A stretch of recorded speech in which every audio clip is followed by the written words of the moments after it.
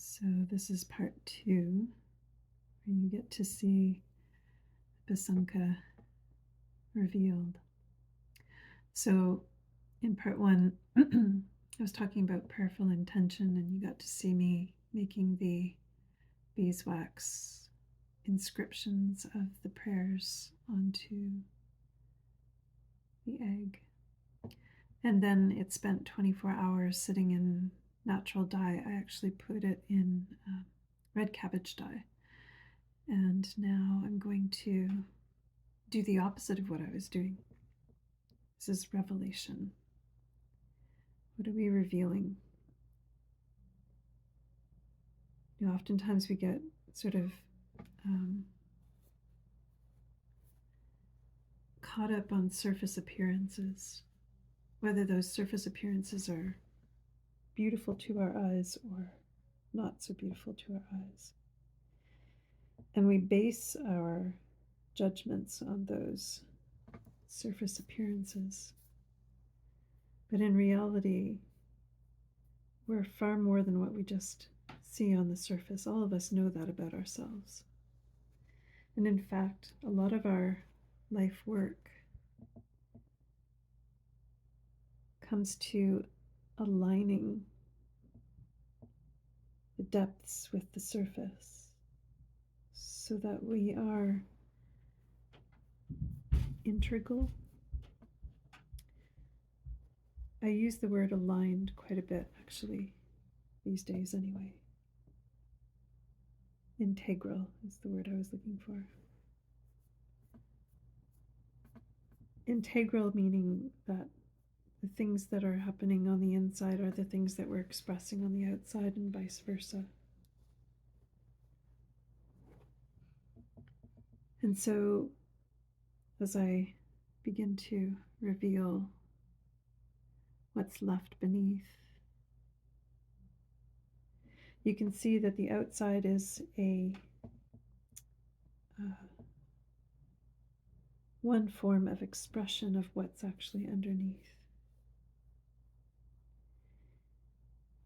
You see, in doing this particular form of prayer and writing on the egg, we actually have to think not of what you're doing when you're putting the beeswax on, but what you will reveal when you take it off. It's a different way of thinking. So while I'm doing work on the outside, I'm actually planning what the underlayers are going to express, become. There's a whole other piece with this too. I'm the kind of artist who likes to work in ways where I'm co-creating with nature. I cannot predict fully the outcome of what's underneath.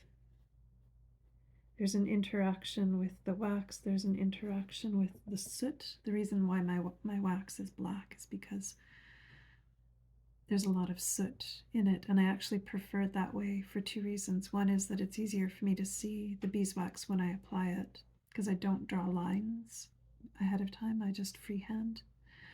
And then the soot actually becomes a part of the final piece, the final art. So there's this lovely relationship with things that I can't control. Me interacting with the dye, me interacting with nature, the universe, whatever you want to call it, so that the final piece is something that's way beyond whatever I have intended with my design, with my prayer. It's a beautiful thing.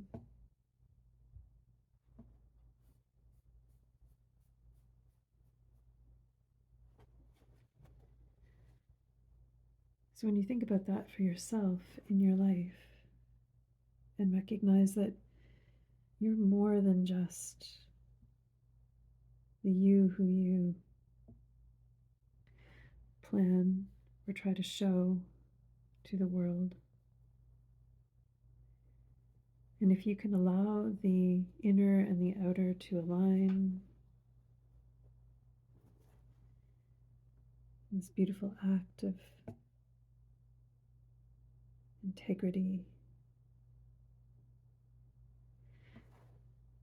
And if you can recognize that the who you are becoming is in part formed by your relationship with life, with the world around you, with all of the people and the beings, this time, this place, and all of the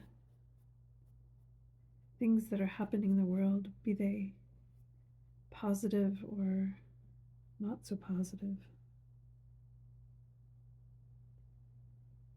They all have a hand in helping you to become who you are and who you are going to evolve into.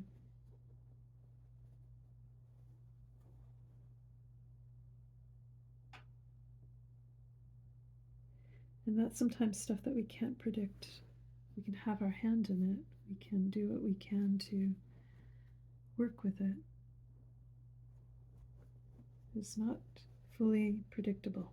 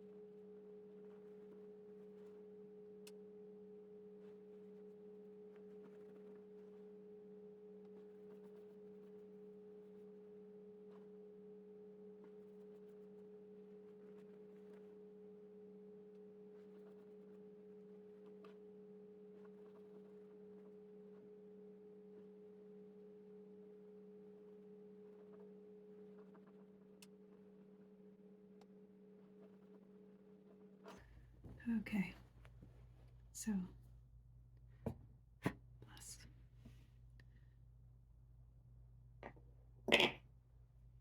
for the last part.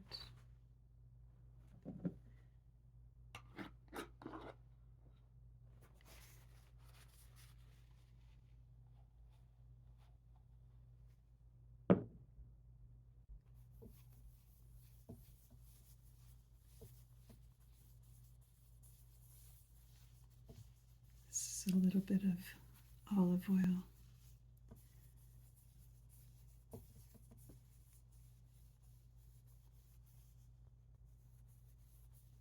And again, I can't predict how this is going to come out. I can only